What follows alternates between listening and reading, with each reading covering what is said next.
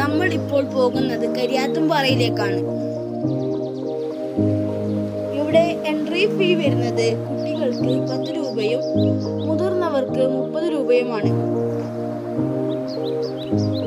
വൈകിട്ട് 5:30 വരെയാണ് ഇവിടുത്തെ പ്രവർത്തന സമയം.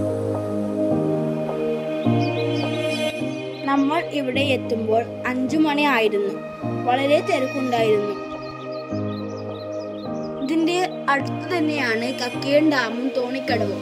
ഒരു ദിവസത്തെ ടൂർ പ്ലാൻ ചെയ്യുന്നവർക്ക് ഇതൊരു ബെസ്റ്റ് ഓപ്ഷൻ തന്നെയാണ്.